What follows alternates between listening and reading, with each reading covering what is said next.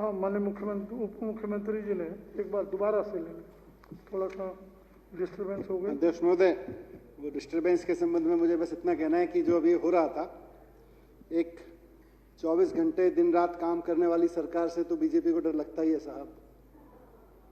रात को 6 बजे शाम को बिल आ जाए तो ये डरते हैं, शाम को 8 बजे मंत्री काम करता रहे तो ये डरते हैं। अब इनको पता है भारतीय जनता पार्टी वालों को कि रात के समय भारतीय जनता पार्टी के संविधान में विधायक खरीदने और बेचने के लिए होते हैं, काम करने के लिए थोड़ी होते हैं।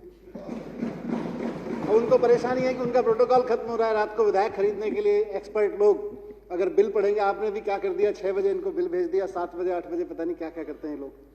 और विधानसभा पारित भी कर दे तो 5-5 साल केंद्र सरकार रोके रखती है। हाँ, वैसे अभी चले गए भारतीय जनता पार्टी के मित्र, मेरा मन कर रहा था, उम्मीदें सुन रहे होंगे इस बात को।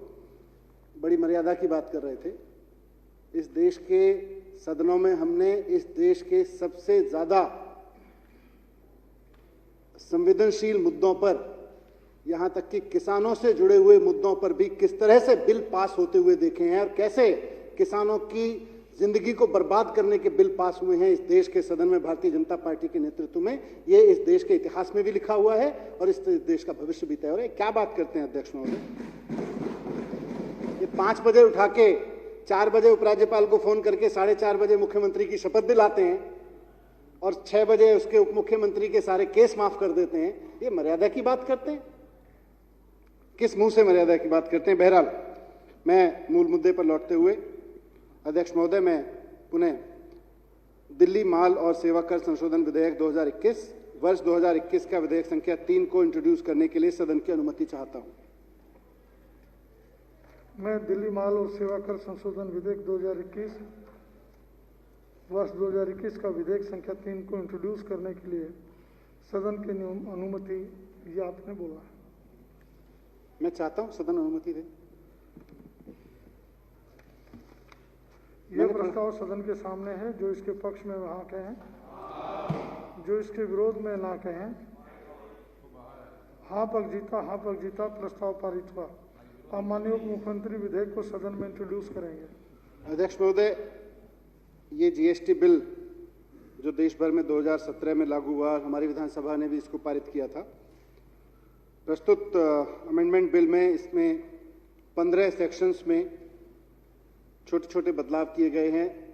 पिछले वर्षों के व्यापारियों के और टैक्स एडमिनिस्ट्रेटर्स के अनुभव को देखते हुए इसके 15 अलग अलग सेक्शंस में छोटे छोटे से बदलाव हैं और इसका एक शेड्यूल 2 का पैराग्राफ 7 इसमें से हटाया जा रहा है। इसके संदर्भ में ये बिल है। ये जितने भी अमेंडमेंट्स हैं, ये जीएसटी काउंसिल की 14 मार्च 2021 की बैठक में, 39वीं बैठक में, वहाँ पूरी तरह से डिस्कस होकर अनुभवों के आधार पर और उसके आधार पर तैयार हुए हैं, वहाँ से पास हो चुके हैं जीएसटी काउंसिल से। मूल रूप से मैं कहूँ इंट्रोडक्शन के पॉइंट ऑफ व्यू से तो इस बिल में जितने भी संशोधन हैं उनको हम 2 हिस्से में बांट सकते हैं कि एक तो जो टैक्स पेयर्स हैं, हमारे व्यापारी हैं, उनकी सुविधा के ध्यान को रखते हुए उनके काम को और आसान करने के लिए कुछ संशोधन लाए जा रहे हैं और साथ साथ में जो पिछले 4 साल के एक्सपीरियंस के आधार पर देखा गया कि नया कानून था जीएसटी, उसके कानून के नए नए प्रावधानों का फायदा उठा के कुछ लोग गलत तरीके अपना के फ्रॉड करने लगे थे, गलत तरीके अपनाने लगे और फ्रॉड करने लगे थे और टैक्स में चोरी करने लगे थे। लोगों से टैक्स ले लेते हैं लेकिन उसके बाद उसको जनता से लिए गए टैक्स को सरकार तक नहीं पहुंचाते हैं, उस तरह की प्रैक्टिस करने लगे थे। तो कुछ अमेंडमेंट उससे संबंध में है। मैं बहुत संक्षेप में इसके, ताकि सदन के रिकॉर्ड में रहे, उसके लिए जो संशोधन लाए जा रहे हैं बहुत संक्षेप में उनका परिचय यहाँ दे देता हूँ। एक महत्वपूर्ण संशोधन है इसमें कि जो व्यापारी अभी, और ये व्यापारियों की राहत से संबंधित है, 1.5 करोड़ के टर्नओवर से ऊपर के जो रजिस्टर्ड ट्रेडर्स हैं उनके लिए अभी कानून में कंपलसरी ऑडिट, उनके लिए ऑडिट कराना जरूरी था और रिकंसिलिएशन ऑफ स्टेटमेंट भी बहुत जरूरी था। इसके कारण इसके नुकसान ये हो रहा था कि क्योंकि ऑडिट कंपलसरी था और रिकंसिलिएशन जरूरी था, तो एक सामान्य व्यापारी को कहीं ना कहीं सीए और सीएस पे निर्भर रहना पड़ता था उसको कंपनी सेक्रेटरी या चार्टर्ड अकाउंटेंट की सेवाएं लेना और बहुत टेक्निकल काम है, तो उसकी ज़्यादा सेवाएं लेना, उसको ज़्यादा खर्चा करना इस पे होता था। तो यहाँ इस प्रस्ताव में हम जीएसटी अमेंडमेंट बिल में लाए हैं कि ये कंपलसरी ऑडिट नहीं रहेगा और रिकंसिलिएशन का स्टेटमेंट भी ज़रूरी नहीं रहेगा। इसको हटाने का प्रस्ताव मैं सदन के समक्ष लेके आया हूँ। एक व्यापारी जब एक अपने सामान को एक जगह से दूसरे जगह ले जाता है, तो अगर उसकी कोई स्क्रूटनी होती है और उसमें कोई खामी पाई जाती है, तो हमारा जो इंस्पेक्टर है, जो हमारे ऑफिसर्स हैं टैक्स के, वो अगर किसी कारणवश किसी गाड़ी को सीज कर लेते हैं, उसको पकड़ लेते हैं, तो उसका सामान तब छोड़ा जाता था जब व्यापारी टैक्स और पेनल्टी दोनों दे और टैक्स पे भी पेनल्टी लगती थी। मतलब गुड्स का जितना वैल्यू है और उसके साथ साथ उसका टैक्स और उसके ऊपर पेनल्टी उस पर लगाने का प्रावधान था। तो अभी जो प्रपोजल है, जो इसमें अमेंडमेंट प्रपोजल है कि goods can be released on penalty only. अब गुड्स की वैल्यू पर ही पेनल्टी लगानी होगी, टैक्स तो अलग से जाएगा ही जाएगा, लेकिन गुड्स की जो वैल्यू है उसी पे पेनल्टी लगेगी। अभी गुड्स के वैल्यू पे और साथ साथ जो टैक्स था उस पे दोनों पे पेनल्टी लगती थी, जिससे व्यापारी के ऊपर और बोझ पड़ता था। तीसरा एक इम्पॉर्टेंट है इसमें कि रिटर्न अगर कोई लेट हो जाए, रिटर्न फाइल करने में डिले हो जाए, तो उस पर इंटरेस्ट लगता है। अब इंटरेस्ट जो है वो आईटीसी और कैश पेमेंट होने पर दोनों पर यानी ग्रॉस पे लगता था, जबकि प्रैक्टिकल डिमांड ये है व्यापारियों की तरफ से भी थी और जनरल कॉमन सेंस में भी कि वो नेट पे लगना चाहिए, ग्रॉस पे लगाने की जरूरत नहीं है उसको इंटरेस्ट को। तो अब केवल जो अमाउंट टैक्स लायबिलिटी के रूप में कैश में पे की जाएगी उस पर ही इंटरेस्ट यानी नेट अमाउंट पे इंटरेस्ट लगेगा और ये रेट्रोस्पेक्टिव लागू होगा। साथ साथ जैसा मैंने कहा कि कुछ गलत प्रैक्टिसेस पिछले वर्षों में चालू हुई हैं जीएसटी के लागू होने के बाद, जिनको रोकने के लिए अब जरूरी है कि कुछ सख्त कदम उठाए जाएं। जीएसटी काउंसिल ने डिस्कस किया था और उसको एक्ट में अमेंडमेंट करने के लिए कहा है। उसमें एक महत्वपूर्ण है कि जीएसटी में आईटीसी लेने के लिए कई तरह के फ्रॉड सामने आ रहे हैं। हाल ही में विभाग ने कई ऐसे मामले भी पकड़े हैं जहां किसी ने अपने एम्प्लॉय या किसी नॉन एग्जिस्टेंशियल पर्सन के नाम पर फर्म बना ली और आईटीसी क्लेम किया या उसमें फ्रॉड किया। तो इसमें होता क्या है कि जब एक्शन लेती है सरकार, जब विभाग एक्शन लेता है, तो उसका जो एक्शन है वो जिस व्यक्ति के नाम से फर्म बनी उसके ऊपर होता है। अगर उसकी प्रॉपर्टी सीज होनी है तो उसकी होगी जिस व्यक्ति के नाम पे फर्म बनी है। तो अभी ये अमेंडमेंट कर रहे हैं कि जो मास्टरमाइंड है, जो पीछे उसके अल्टीमेट बेनिफिट लेके जा रहा है, उसकी प्रॉपर्टी भी अटैच की जा सके, इसका प्रावधान लेके आ रहे हैं। क्योंकि मास्टरमाइंड तो पैसा कमा के निकल जाता है, फंसता है बेचारा कोई ऐसा आदमी जिसके पल्ले कुछ होता नहीं है, जो कुल मिला के एक स्केपगोट बन जाता है। तो अल्टीमेट जो मास्टरमाइंड है, अल्टीमेट बेनिफिशियरी है इस तरह के किसी फ्रॉड का, उसकी प्रॉपर्टी भी अटैच की जा सके, भले ही वो रजिस्टर्ड डीलर है या नहीं है। ये एक प्रावधान इसमें लेके आ रहे हैं। ई वे बिल के मामले में अगर गाड़ी पकड़ी जाती है तो अभी डिस्प्यूटेड अमाउंट का 10% प्री डिपॉजिट करने का प्रावधान है, जिसको बढ़ा के 25% किया जा रहा है, ताकि ई वे बिल में लोग जब गुड्स का अपना ट्रांजिट करें तो ईमानदारी से करें और थोड़ा जिम्मेदारी से करें। एक और फ्रॉड प्रैक्टिस देखने में आई है अध्यक्ष महोदय की रिटर्न फाइल करते वक्त दो फाइलिंग होती है, एक तो जीएसटीआर 1 की और एक 3B फाइल होता है। टेक्निकल हमारे बग्गा साहब जानते होंगे, राघव जी भी जानते होंगे। तो जीएसटीआर 1 और 3B जब फाइल होते हैं तो आमतौर पे होता क्या है कि R1 में जो है वो लोग अपने अमाउंट को बढ़ा के दिखाते हैं, उस पर ज़्यादा दिखाते हैं, और 3B में कम दिखाते हैं, क्योंकि R1 के बेस पर उनको आईटीसी का पास ऑन करना होता है और 3B जो है उसके बेस पे उनको टैक्स देना होता है। तो जब आईटीसी पास करना है तो उसमें दिखा देते हैं ज़्यादा सेल हुई, ज़्यादा का अमाउंट दिखा देते हैं। जब टैक्स देने की बारी आती है तो कहते हैं कम हुआ। और ये प्रोविजन था इसमें कि 3B के आधार पर टैक्स कैलकुलेट होता था। तो अब इसमें परिवर्तन करके किया जा रहा है कि R1 में जो डिक्लेयर होगा उस पर भी टैक्स लायबिलिटी बनेगी। तो ये कुछ मोटे मोटे प्रस्ताव थे जो इस बिल के मैंने इंट्रोड्यूस किए। अब मैं सदन की अनुमति से दिल्ली माल और सेवा कर संशोधन विधेयक 2021 वर्ष 2021 का विधेयक संख्या 3 को सदन में इंट्रोड्यूस करता हूं। यह प्रस्ताव सदन के सामने है। जो इसके पक्ष में वहां कहें, जो इसके विरोध में ना कहें। हाँ पक्ष जीता, प्रस्ताव पारित हुआ। यदि सदस्य इस विधेयक के संबंध में चर्चा करना चाहें तो अपने विचार प्रकट कर सकते हैं।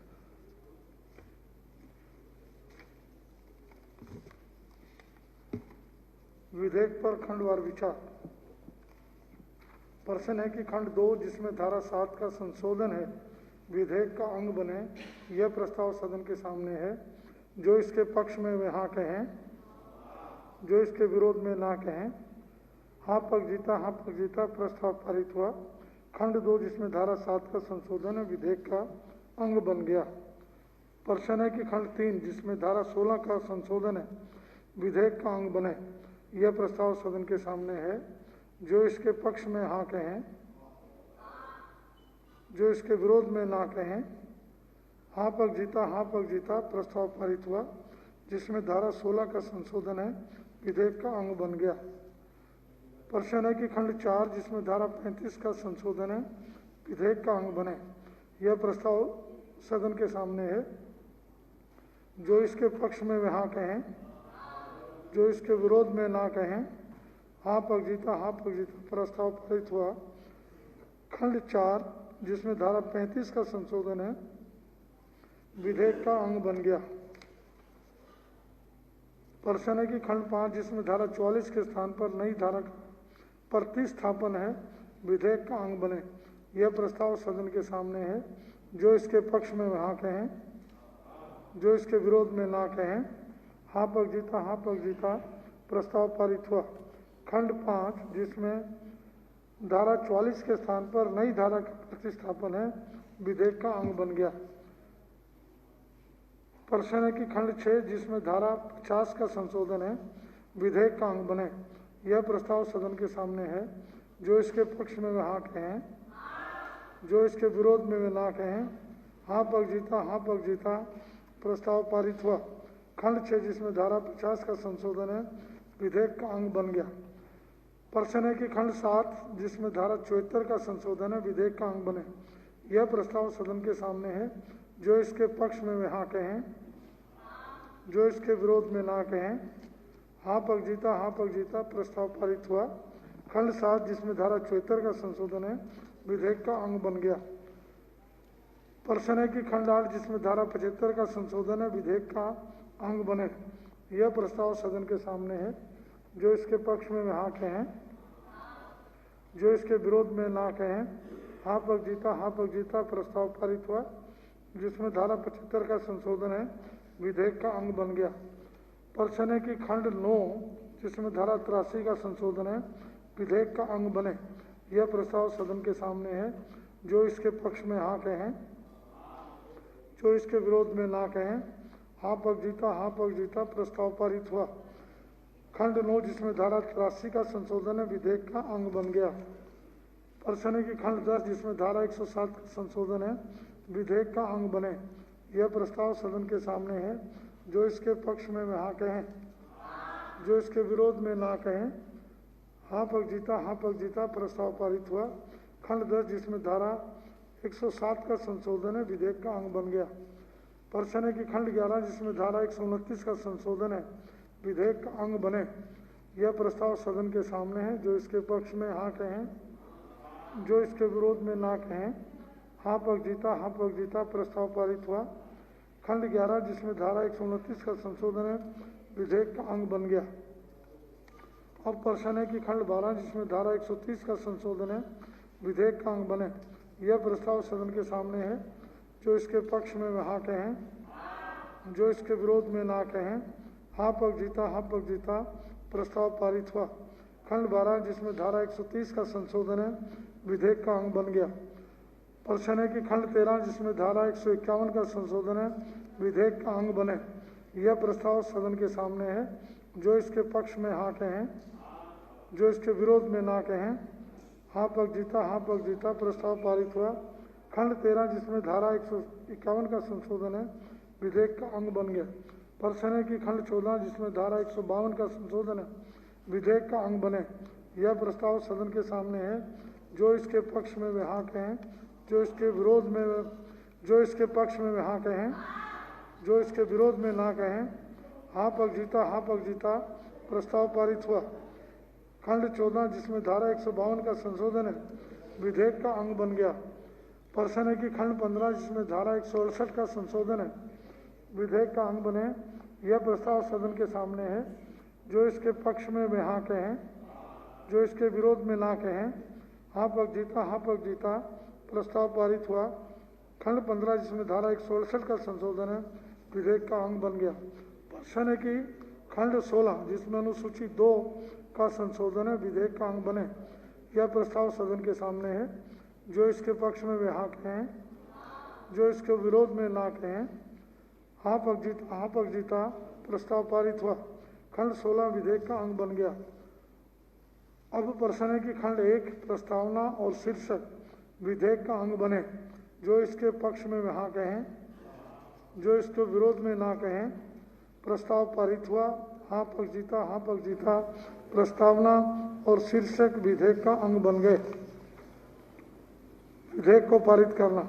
अब श्री मनीष सिसोदिया जी माननीय मुख्यमंत्री प्रस्ताव करेंगे कि आज दिनांक 30 जुलाई 2021 को सदन में पूरे स्थापित दिल्ली माल और सेवा कर संशोधन विधेयक 2021 वर्ष 2021 का विधेयक संख्या 3 को पारित किया जाए। माननीय उप मुख्यमंत्री जी। अध्यक्ष महोदय, मैं प्रस्ताव करता हूं कि आज दिनांक 30 जुलाई 2021 को सदन में प्रस्थापित दिल्ली माल और सेवा कर संशोधन विधेयक 2021 वर्ष 2021 का विधेयक संख्या 3 को पारित किया जाए। यह प्रस्ताव सदन के सामने है। जो इसके पक्ष में वे हाँ कहें, जो इसके विरोध में है ना कहें। हाँ पक्ष जीता, हाँ पक्ष जीता। प्रस्ताव पारित हुआ। विधेयक पास हुआ।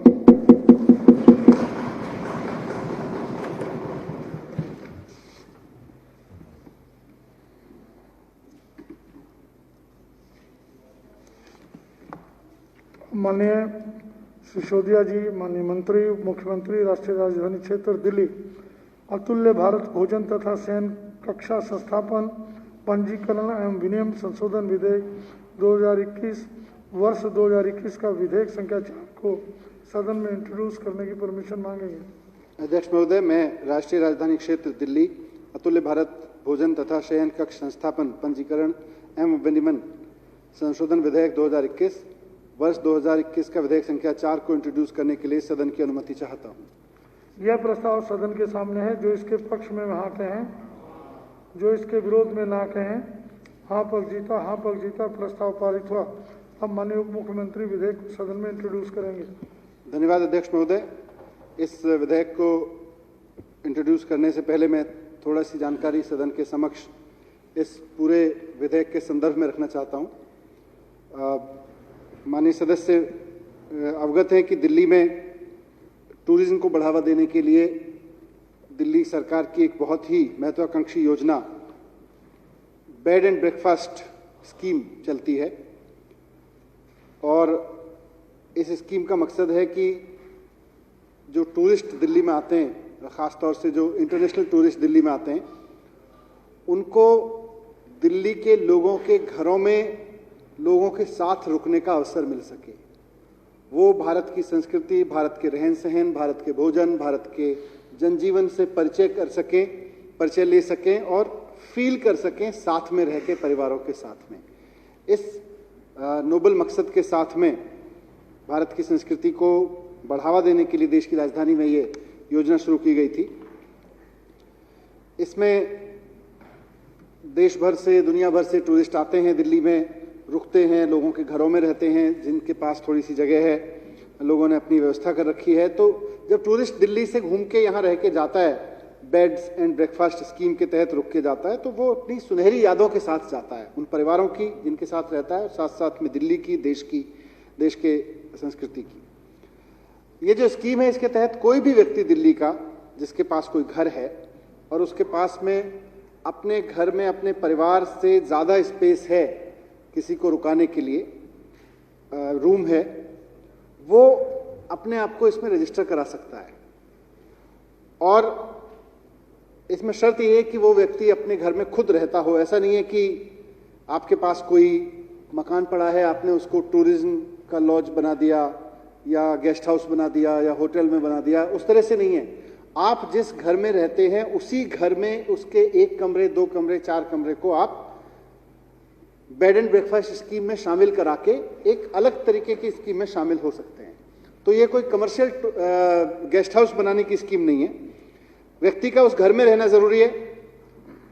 ये जरूरी है कि उसके पास सुविधाएं हो टूरिस्ट को देने के लिए, ताकि कोई नेशनल इंटरनेशनल टूरिस्ट आए तो वहां कोई क्वालिटी एक्सपीरियंस वो लेके जाए। वो ऐसा नहीं है कि किसी तरह से काम चलाऊ काम हो उसके साथ में। कोई व्यक्ति अपने घर के अधिक से अधिक 6 कमरों को इस स्कीम में ला सकता है एक रजिस्ट्रेशन में, इस तरह से। तो इसका फायदा यह है इंटरनेशनल लेवल पे टूरिज्म में, तो मैंने बताया व्यक्तिगत तौर पे जिन लोगों के घरों में ये स्कीम चलती है, जो लोग इसको चलाते हैं, उनको फायदा यह है कि उनको एक आमदनी का जरिया मिल जाता है। सरकार की ओर से इसमें रजिस्ट्रेशन कराने से फायदा यह है कि अदरवाइज तो ये कमर्शियल एक्टिविटी है क्योंकि लोग चार्ज करते हैं, पर कमर्शियल एक्टिविटी होने के बावजूद सरकार इसको प्रमोट करती है, इसलिए इसमें जो बिजली के चार्ज हैं वो घरेलू बिजली की दरों से ही लागू होते हैं। इलेक्ट्रिसिटी चार्जेस जो हैं वो डोमेस्टिक लागू होते हैं। ऐसी प्रॉपर्टी कमर्शियल एक्टिविटी होने के बावजूद रेजिडेंशियल प्रॉपर्टीज में ही टैक्स उस पर लगता है, प्रॉपर्टी टैक्स भी लगता है।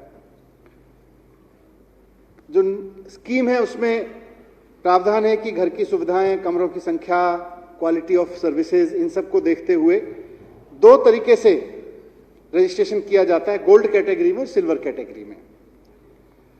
अभी आज की तारीख में 347 रजिस्ट्रेशन हमारे पास में हैं। 347 परिवारों ने अपने आप को बेड एंड ब्रेकफास्ट के तहत रजिस्टर कराया हुआ है और करीब 1630 कमरे फंक्शनल हैं, ऑपरेटिव हैं, जो लोगों ने रजिस्टर कराए हैं, 347 लोगों ने। अब इसके रजिस्ट्रेशन में इसकी एक प्रक्रिया है, लोग अप्लाई करते हैं, ऑनलाइन एप्लीकेशन भी कर देते हैं, लेकिन उनको सरकार का ये कानून कहता है कि 90 दिन के अंदर सरकार उनको रजिस्ट्रेशन करके देगी। सरकार ने अपने आप को बाध्य किया हुआ है। तो लोगों से बात हुई जो इसको ऑपरेट करते हैं, वो भी, उनसे भी फीडबैक लिया गया और जनरली अब क्योंकि कोविड के समय में हम लोग भी सोच रहे हैं, लोगों के नौकरियां गई हैं, लोगों के आय के साधन गए हैं, बिजनेस डाउन हुए हैं, तो ऐसे में लोगों के आजीविका के साधन कैसे बढ़ाए जाएं और बेड एंड ब्रेकफास्ट जैसी स्कीम का फायदा लोग कैसे उठा सकते हैं दिल्ली के।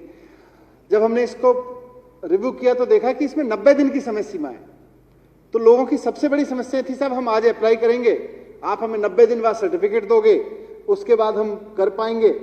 तो इसलिए मामूली सा परिवर्तन इसमें ये कर रहे हैं, इसी के लिए ये संशोधन है कि इस 90 दिन को घटा के हम 30 दिन कर रहे हैं।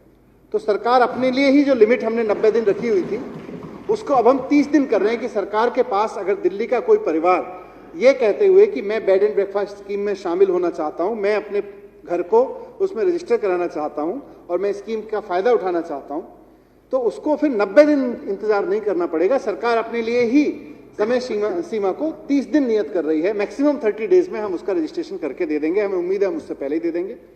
तो ये एक महत्वपूर्ण संशोधन आम आदमी के पॉइंट ऑफ व्यू से हम कहें, ईज ऑफ डूइंग बिजनेस के पॉइंट ऑफ व्यू से कहें, या प्रमोशन ऑफ टूरिज्म के पॉइंट ऑफ व्यू से कहें, कोरोना पीरियड में लोगों की मदद के पॉइंट ऑफ व्यू से कहें, तो ये एक छोटा सा लेकिन बहुत महत्वपूर्ण संशोधन इस स्कीम में था, जिसको मैं इस सदन के समक्ष लेके आया हूं। अध्यक्ष महोदय, मैं सदन की अनुमति से राष्ट्रीय राजधानी क्षेत्र अतुल्य भारत भोजन तथा शयन कक्ष संस्थापन पंजीकरण एवं विनिमय संशोधन विधेयक 2021 वर्ष 2021 का विधेयक संख्या 4 को सदन में इंट्रोड्यूस करता हूं।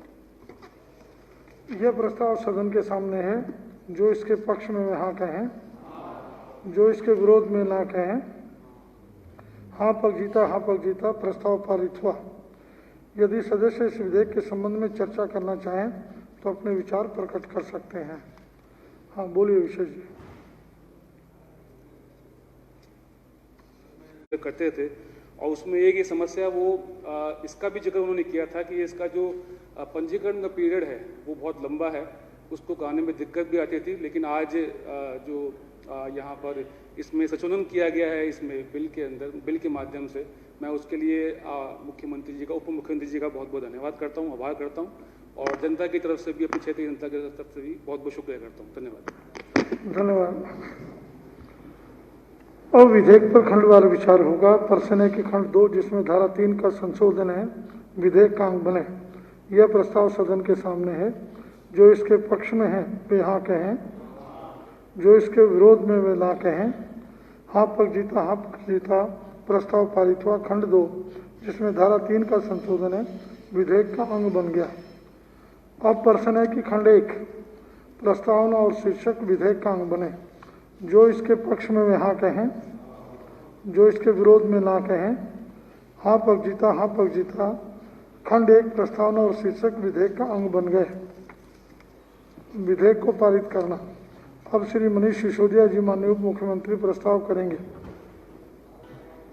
अध्यक्ष महोदय, मैं प्रस्ताव करता हूं कि आज दिनांक 30 जुलाई 2021 को सदन में प्रस्तापित राष्ट्रीय राजधानी क्षेत्र दिल्ली अतुल्य भारत भोजन तथा शयन कक्ष संस्थापन पंजीकरण एवं विनियम संशोधन विधेयक 2021 वर्ष 2021 का विधेयक संख्या 4 को पारित किया जाए। यह प्रस्ताव सदन के सामने है। जो इसके पक्ष में वे हाँ कहें, जो इसके विरोध में ना कहें। हाँ पक्ष जीता, हाँ पक्ष जीता। प्रस्ताव पारित हुआ। विधेयक पास हुआ।